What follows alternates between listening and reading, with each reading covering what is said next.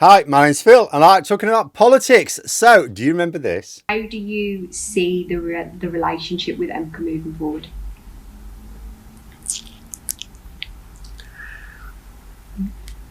Take a minute if you Yeah, need. sorry. I don't know what to say to that. This was a Reform UK councillor from Nottinghamshire who'd been put in a senior position by his party and didn't have a clue what he was doing. Completely humiliated himself with his lack of competence or motivation or even just preparation for the interview.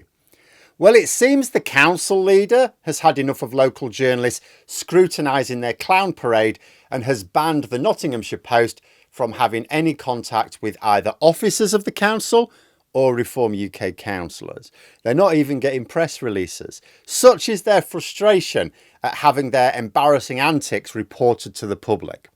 And this is just the latest example of how Reform UK, despite banging on about free speech all the time, are actually crushing free speech wherever they win power. But first, for daily news and politics, please click the subscribe button to stay notified.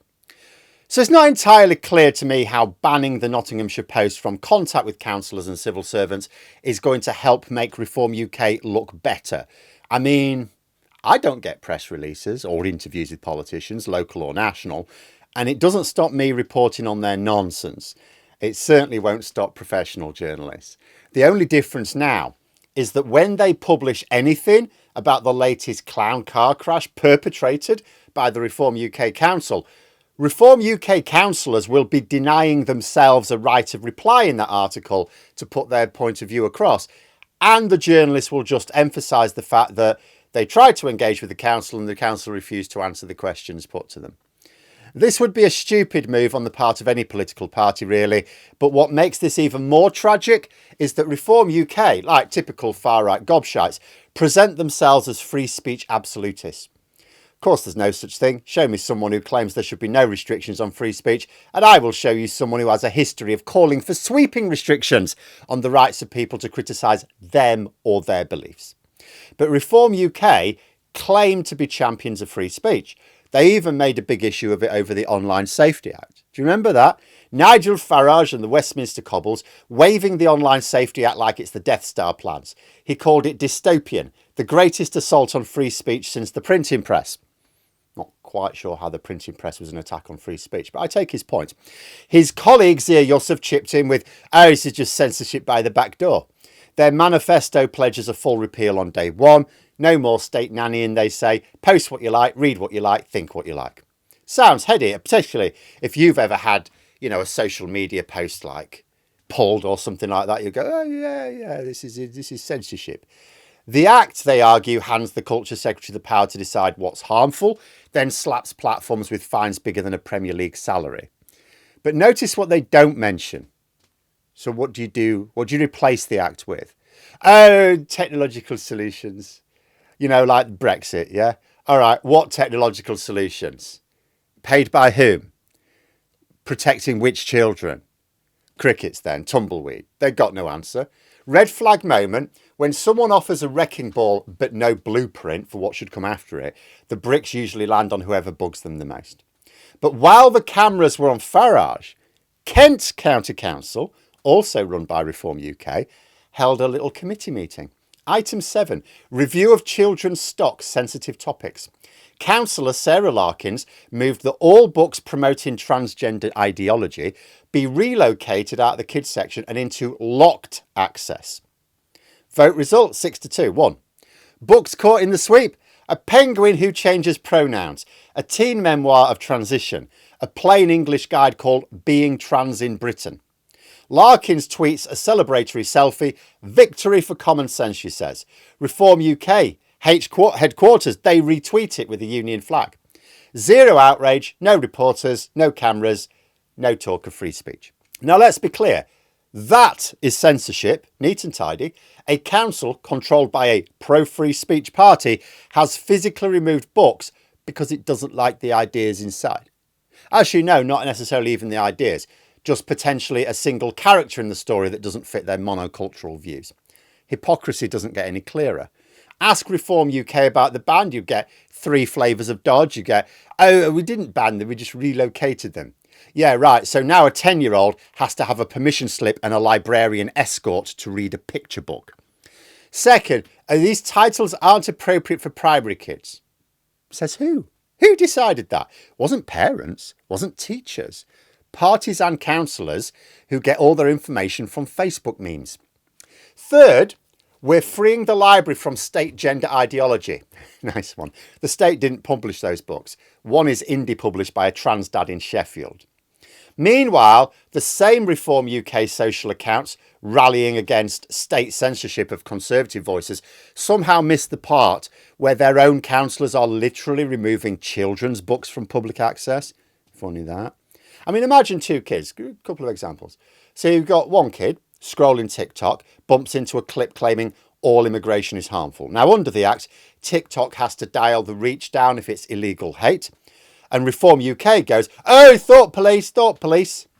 Second kid, trans, 14 years old, walks into a Kent library for Felix Ever After. No, it's not there. No algorithm, no shadow ban, just gone. Reform UK shrugs. Well, parents can still buy it on Amazon. Yeah, only because they've got no power over that. What about if they formed a government nationally? What books will they be banning from sale in the country then, not just a few libraries? The asymmetry says it all. Speech they like, protect at all costs. Speech they don't, bin it. Or in the case of Reform UK in Kent and Nottinghamshire, loudly bin it.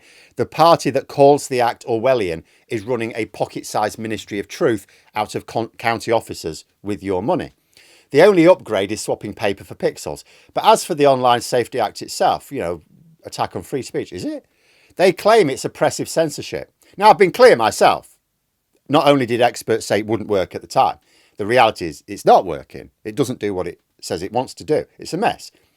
But it's only censorship for children, and only then from content which has been linked to actual harms, not imagined ones. I've never seen any evidence of a kid dying because they learned of the existence of trans people. The Online Safety Act is a mess, but its only aims are to force platforms to keep hardcore porn and self-harm material away from children.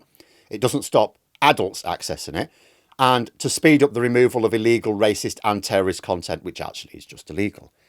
The reason it doesn't work largely is because the way it does it is annoying a lot of adults who are not the targets of it, because they don't trust the systems used to walk through the gateways created. The gateways are open to all adults, but people don't trust them, which is fair enough. That's it. That's really what's causing it to fail. It doesn't try to outlaw opinions. It doesn't ban memes. It certainly doesn't let ministers delete your tweets. Regulator Ofcom can fine platforms, they don't fine users, although a couple of US companies are trying to dodge those fines by taking Ofcom to court in the United States. I'm not really sure how that's supposed to work, but I'll keep following it. Now, yes, of course, the word harmful, that is fuzzy, but the courts still will ultimately decide what is and is not illegal, not a minister.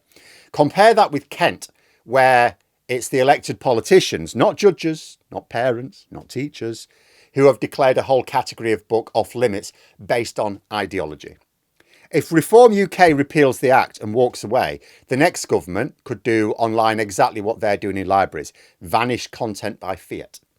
Reform UK are not free speech advocates. They've made that very clear in both Nottinghamshire and Kent. 2 different counties, so you can't say it's just a few bad apples in one of them. This is a Reform UK approach, not a few rogues. And it doesn't stop there. North East Lincolnshire, near me, Reform UK councillors tried to block a drag story hour. They failed because locals kicked off, right? Hartlepool, Reform-backed group, petitioned to restrict sex education books. Each time they wrap it up in child protection. Yeah, if Stonewall or Amnesty objects, oh, they're just snowflakes. Apparently only some book bans count. It's the US culture war playbook, isn't it? Imported with the Union flag. Howl about left-wing censorship, then pass local laws yanking novels from shelves. The British twist is the claim of libertarian purity. You can't be the party of absolute free speech and the party that hides picture books because they mention pronouns. Those 2 ideas light each other on fire. And here's another little wrinkle. The same government Reform UK loves to bash is pushing reforms to stop local newspapers being gutted by vulture funds. The package is quite messy, but the goal is more voices, not fewer. Labour are actually trying to boost independent local journalism. Reform UK opposes it on anti-regulation grounds. So they will defend Facebook's right to host anything. They will defend Facebook's right to get a particular message to people based on what a billionaire in America wants them to see.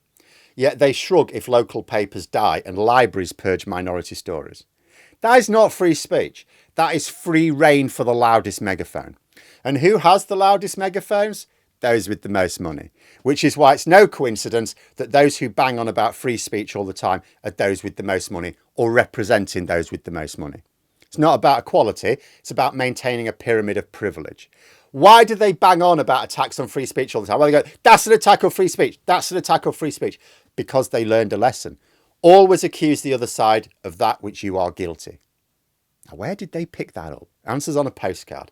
But let me know what you think in the comments below. And for more content, you could subscribe to the channel or even join for access to streams and behind the scenes updates. Thanks for watching, and until next time, I'll see you later.